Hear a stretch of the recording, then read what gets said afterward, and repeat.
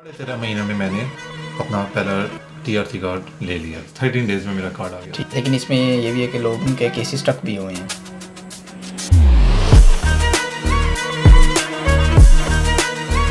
अस्सलाम वालेकुम, welcome back to my channel. I am Shah Subhani. तो आज की वीडियो में बेसिकली हम बात करने वाले हैं पुर्तगाल में रेजिडेंस कार्ड के बारे में। ठीक है कि पुर्तगाल में वो ऐसे कौन से शॉर्टकट वेज़ हैं जिनको आप यूज़ करके तो अपना जल्दी रेजिडेंस कार्ड ले सकते हैं। क्योंकि आज मेरे साथ हैं हुज़ैफ़ा भाई, जिन्होंने अपनी फ़ाइल 2022 में लॉक करवाई थी, लेकिन इन्होंने सेफ की ईमेल आने से पहले ही अपना सारा प्रोसेस कंप्लीट करके तो अपना रेजिडेंस कार्ड ले लिया। इसमें इनका कितना खर्चा हुआ, इनको कौन सी स्ट्रगल्स करनी पड़ी, और स्पेशली और मेन थिंग है कि इनका प्रोसेस क्या था। वो लोग जिनको अभी तक ईमेल सेफ की नहीं आई और उनके टैक्स वगैरह कंप्लीट हैं और अकॉर्डिंग टू लॉ ये किस तरह ये चले हैं और इन्होंने अपना सारा प्रोसेस किया है और इनको कौन कौन सी स्ट्रगल्स करनी पड़ी हैं, स्पेशली आज की सारी स्टोरी इसके बारे में है। लेकिन अगर आप अकॉर्डिंग टू लॉ चलेंगे तो आपके लिए ईच एंड एवरीथिंग स्मूथ हो जाएगी। तो वीडियो को एंड तक ज़रूर देखें, स्पेशली वो लोग जो 2023 में पुर्तगाल में आ रहे हैं, तो होपफुली ये वीडियो उनके लिए काफ़ी ज़्यादा हेल्पफुल हो जाएगी। तो आज की वीडियो स्टार्ट करते हैं। वीडियो स्टार्ट करने से पहले अगर आप मेरे चैनल पर न्यू है तो चैनल को सब्सक्राइब कर लें ताकि हर इन्फॉर्मेटिव वीडियो आप तक आ सके।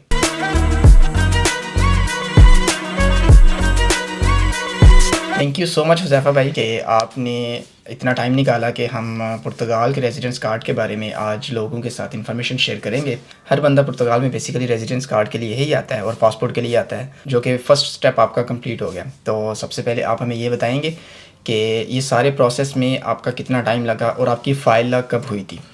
सुभानी साहब, मेरी फ़ाइल लॉक जो हुई थी वो हुई थी 2022 में, और इसको तकरीबन 13.5 महीने में मैंने अपना पहला TRC कार्ड ले लिया। मीन कि आपको जो टोटल ड्यूरेशन है ये पुर्तगाल में आने के बाद वो तकरीबन 13 मंथ लगे हैं। हाँ, आपको 13 total। मंथ और कुछ। इसमें मुझे एक क्वेश्चन बताएं कि आपने कितने टैक्स दिए हैं? मैंने इसमें मेरा कोई भी टैक्स रुका नहीं था। मैं जब से आया हूँ मुझे दूसरे दिन ही जॉब मिल गई थी और मेरा कॉन्ट्रैक्ट चलता रहा और चलता रहा, और 13 टैक्स हो गए थे जब मैं और गया था। आपकी एंट्री लीगल थी कि इलीगल मेरी थी? लीगल एंट्री थी। मीन कि आपकी लीगल एंट्री थी और बेसिकली टैक्स तो आपको 6 चाहिए थे लीगल एंट्री पे। हाँ जी, लेकिन आपके 13 टैक्स हो गए थे। मेरा 13 टैक्स। लेकिन आपने ये प्रोसेस कैसे किया और आपको कैसे पता चला, इसके बारे में थोड़ा सा मैं बताएंगे? एक इटालियन रेस्टोरेंट में काम कर रहा था, तो उधर ही बातें सुनता रहा, और कुछ हमें मेरे दोस्तों से भी पता चलता रहा कि आजकल जो है ना प्रोसेस इस तरह भी चल रहा है कि अगर आपके टैक्स पूरे हो गए, आप लीगल वे में रह रहे हो, तो आप क्यों वेट कर रहे हो। तो मैं फिर इसके बारे में सर्च करता रहा। तो लेकिन मुझे लैंग्वेज नहीं आती थी, तो मैं अपना केस खुद नहीं कर सकता था।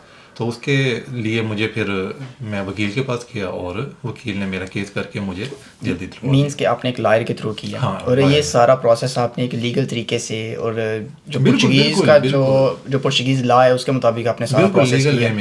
इसमें कुछ चार्जेस वगैरह भी आपके लगे हैं? हाँ, जाहिर सी बात है कि वकील जब हम वकील के पास जाते हैं तो उसने भी हमसे कोई चीज़ फीस चार्ज करनी होती है, तो मेरी थोड़ी बहुत इन्वेस्टमेंट भी हुई है, लेकिन वो थोड़ी बहुत इन्वेस्टमेंट बड़ी जल्दी पूरी हो जाएगी। ठीक है, लेकिन सबसे बड़ी बात यह है कि आपके पास फर्स्ट रेजिडेंस कार्ड आपका आ गया अल्हम्दुलिल्लाह, और सेम उसी तरह ही आया है जिस तरह दूसरे लोगों का। जी बिल्कुल ऐसे ही। फर्स्ट ईमेल आई है, सेकंड ईमेल आई है, इसी तरह। लेकिन आपका प्रोसेस एक डिफरेंट प्रोसेस था कि आपको वेट नहीं था करना पड़ा, आपने डायरेक्ट केस किया था और केस करने के बाद आपको ईमेल आ गई थी। आपको आपका रेजिडेंस कार्ड कितने दिन में रिसीव हो गया था फिंगर्स के बाद? फिंगर्स के बाद मुझे ऑलमोस्ट 13 to 14 डेज में।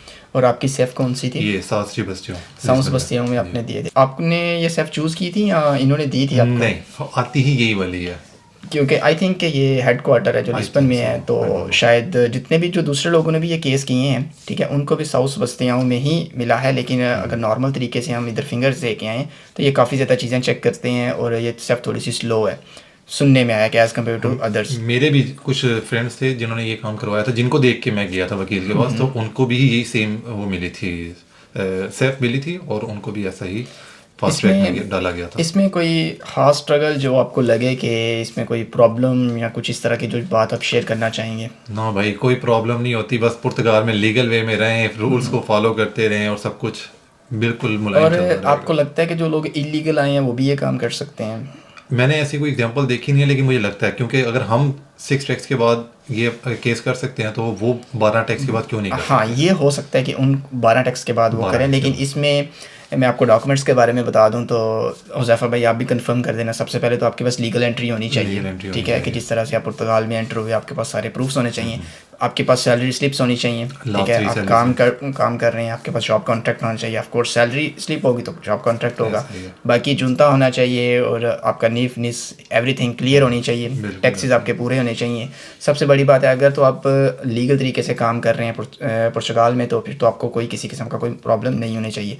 और वकील के थ्रू, एडवोकेट के थ्रू आप ये सारा प्रोसेस करके तो आगे लेके जा सकते हैं, लेकिन थोड़ी सी इन्वेस्टमेंट होती है। ऐसे ही तो जरूरी है इन्वेस्टमेंट, लेकिन कोई भी मुफ्त में तो काम नहीं करता। हाँ, इधर तो ये वैसे है भी पुर्तगाल यहाँ पे तो फेमस है।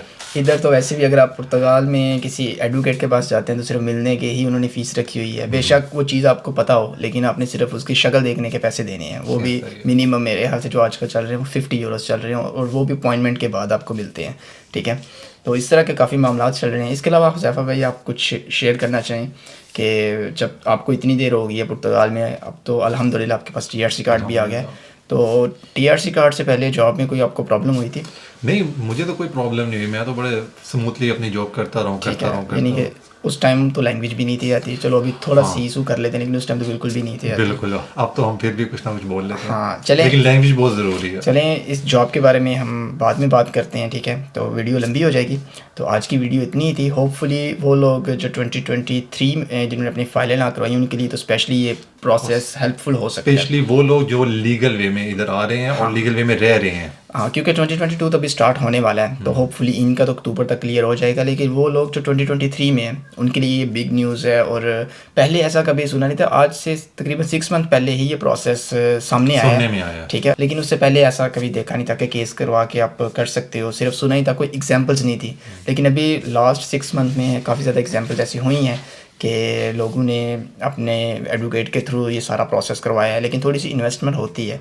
अगर देखा जाए तो पुर्तगाल में जो मिनिमम सैलरी है वो बहुत कम होती है, लेकिन आपको ऑफ कोर्स थोड़ी से पैसे दे के तो ये काम आपका हो जाता है। लेकिन सुभानी साहब, मैं आपकी बात काटूंगा, हर लॉयर ये काम नहीं कर रहा। पैसे हर बंदा ले रहा है, लेकिन हर लॉयर ये काम नहीं कर रहा। आपने लॉयर भी बड़ा सोच समझ के चूज़ करना। लेकिन इसमें ये भी है कि लोगों के केसेस स्टक भी हुए हैं। हाँ, क्योंकि वो लॉयर सही काम करते नहीं हैं। वो फीस ले लेते हैं, लेकिन कहते हैं हमने अप्लाई भी कर दिया, लेकिन वो होता नहीं है। मेरी 3 दोस्त ऐसे हैं जिनका ऐसा ही फंसा हुआ। मीन के वो फिर पुर्तगाल में तो ऐसा ही होता है कि वो देखम देखी सारे काम स्टार्ट कर देते हैं, ठीक है। और ये ज़रूरी नहीं है कि जब आप केस करते हैं तो आपका केस एक्सेप्ट हो जाए। जिस तरह ये बता रहे हैं, केस रिजेक्ट भी हो सकता है और केस लटक भी सकता है। जब आप वकील के पास जाते हैं, वो भी आपको ये कहते हैं कि 98% मैं जीतूंगी या जीतूंगा, लेकिन 2% है कि हो भी सकता है कि इस बार फिर मैं अपील में जाऊंगी और ये जाऊंगा। रिजेक्शन वगैरह के भी चांसेस होते हैं। उसमें रिजेक्टेड मेरे ख्याल से इसी वजह से होंगे कि अगर आपकी लीगल एंट्री नहीं है, आपके पास कोई डॉक्यूमेंट्स का प्रॉब्लम होगा, अगर ईच एंड एवरीथिंग आप उनको प्रोवाइड कर देंगे तो मेरे ख्याल से फिर कोई प्रॉब्लम नहीं होगी।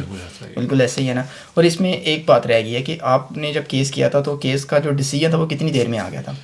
मेरा केस का डिसीजन आ गया था 1 महीना 10 दिन में, यानी कि 40 दिन के बाद आपको डेट मिल गई थी। और उसके बाद फिर फिंगर्स के बाद ऑलमोस्ट 2 वीक्स आप बता रहे हैं, 2 वीक्स के बाद आपको 13 डेज में मेरा कार्ड आ गया, ठीक है। और टोटल आपको कितना टाइम लग गया ओवरऑल होल प्रोसेस में? मेरा 14 महीने और कुछ दिन लग गए। चलें, माशाल्लाह, बहुत अच्छी बात है। अब नेक्स्ट वीडियो हम जॉब्स के बारे में बना देंगे कि अब इनके पास TRC कार्ड आ गया और इनके पास कौन सी ऐसी फैसिलिटीज़ हैं जिनको ये अवेल कर सकते हैं, या कौन से ऐसे बेनिफिट्स को ये अवेल कर सकते हैं। तो आज की वीडियो इतनी ही थी। अगर इसके बारे में आपका कोई भी क्वेश्चन हो तो नीचे कमेंट बॉक्स में कमेंट कर सकते हैं। उससे ज़्यादा बेस्ट है कि थोड़ी सी आप भी अपनी रिसर्च करें, तो होपफुली सब कुछ आपको भी मिल जाएगा। तो मिलते हैं नेक्स्ट वीडियो में, तब तक के लिए इजाज़त दीजिए। अल्लाह हाफिज़, bye. Thank you so much Huzaifa भाई, आपने इतना टाइम दिया। कोई मसला नहीं भाई। अल्लाह हाफिज़, बाय।